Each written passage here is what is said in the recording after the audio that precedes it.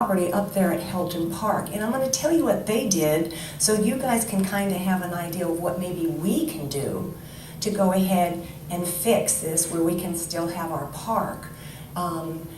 They went ahead and offered us the property. They went ahead and leveled it for us. They put fencing around it for us because of the hog problem out there.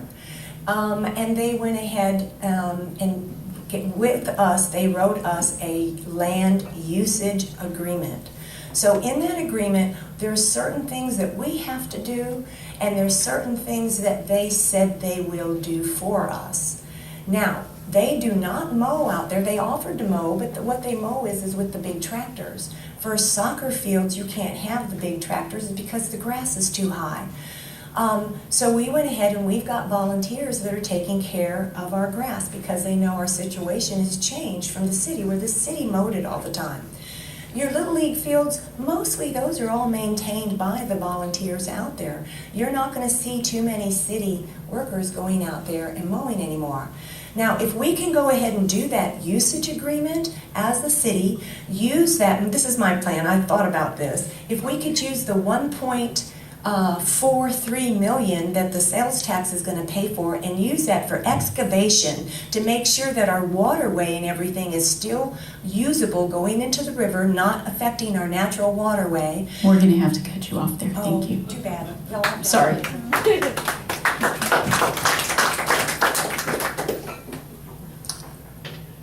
We did I said that y'all did a study on that the river floods there, right?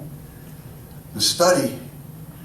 Well, we already know what it does, and what do we need a study for? Engineers to go out there and tell us that the river flows around that, covers that area.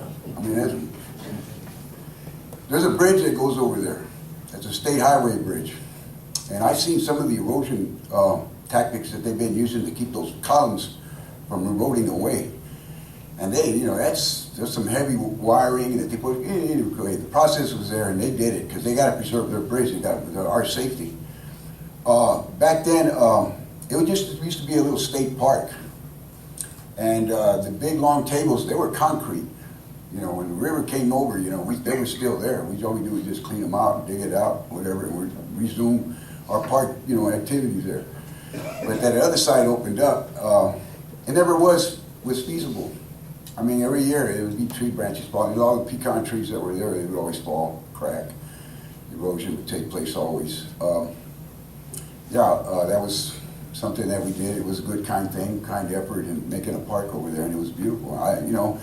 They could do just keep it preserved, put some kind of seeding there, some kind of grass, and keep it, nice, pristine. You don't have to mow it as much. Maybe get a farm out there to raise some cattle over there. But moving it into the safer areas, for the kids. And the parks, the baseball fields, put them on the grounds where you ain't going to have this erosion anymore, where there's going to be less maintenance. All these things you look at. And I think the parks are valuable for our youth, and we really do need them. We do really need the Little League fields. There's something for the children there. It's about them. Thank you.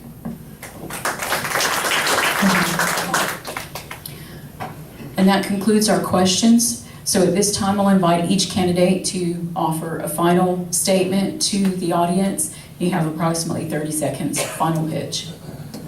Well, it was a pleasure to be with y'all, and I really enjoyed it. And I'm always scared to death to come to these things, but I manage it because that's the person who I am. I'm going to go out there with strength and courage, and I think that if I wouldn't do something, stand for something, you wouldn't stand for nothing.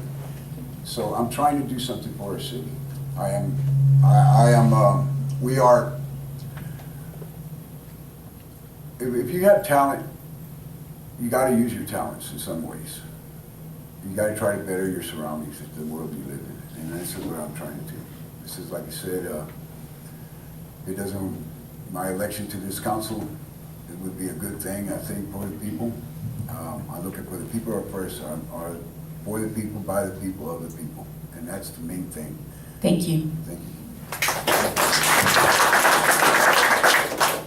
If you don't mind, I'd like like to use my 30 seconds telling you about that park.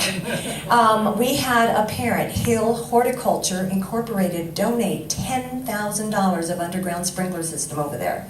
So it can be done. You can get the entities to go ahead and work with the land usage, put in the bare minimum with the 1.43 to make sure that you have your sewer, your water, your concession, and then you gotta go. So if anybody wants to talk to me about that, I have some good ideas, and I appreciate you guys listening to us, and I hope you vote for me. Thank you. First, I want to thank Wilson County News for putting this on, Elaine Kaloji and Annette Smith for moderating. And I want to thank you all for attending and having open minds and ears to hear what we have to say and what we feel like we can do for your community and for our community. So with that said, as member of council, I want to say that I can guarantee you that I will work with all sitting council members and the mayor to get projects moving that are vital to our city, vital to our infrastructure and to our safety, as well as to create creative solutions for solving some of our issues financially, as well as in our infrastructure. That's what I can guarantee you. And thank you again for being here, and I appreciate your support. I'd like to take the opportunity as quickly as I can to thank the most wonderful husband that I could ever have imagined, Mr. Frankie Dipple. Thank you, because this is not an easy task for any of these candidates. You put your lives on hold for months. You work and work and work. And so thank you for your consideration for me as mayor and for these people as councilmen, because we're in it for you and you only. Thank you.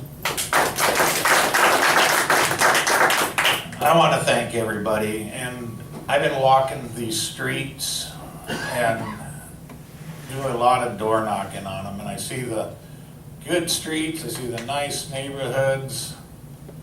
I just want to make sure this town is a desirable, family-friendly, senior-enriched city, so we're all proud of it. We have so much beautiful history in this town that we can't share because of the news media that we get. People don't want to come. And I sat next to a man and he told me about his life in the Navy, and I thought he was a hero, spending days in the water. We need to get our history out. We need to make this town where people want to move here. I don't want big industries. I want families, friendly, senior to come out. Thank you. One thing everybody has seemed to have talked about tonight is we know the city of Floresville is in debt. A lot of, just overspent, haven't been paying attention to how we're going to pay for it. But with the people I've heard tonight, there's a lot of good ideas and a lot of things that we have to accomplish. And I feel everything we've heard tonight from several people here got some good ideas. We just got a lot of work to do. And I'll just do everything I can, hopefully with the best intentions for everything. But we just got to get rid of a big debt problem. And I think with some minds we have on here, we can get some of this done. Thank you. I guess my glasses are a little bit different than everybody else's here, because I see Floresville as a very prosperous town, moving forward without costing the taxpayers much more than they did 25 years ago. And if there is a free sewer plant that we can go find, let me know where we can get it for $10 million. They're not out there. Anything you buy, whether you're buying it at your home or for the city of Floresville, it's going to cost somebody something. There's not just free things that come to you. I've served you with integrity, with a lot of pride throughout the years. I appreciate your consideration once again. Like I said, we're moving Floresville forward. A lot of cities around Texas respect Floresville and the way we're doing things. Thank you. Thank you.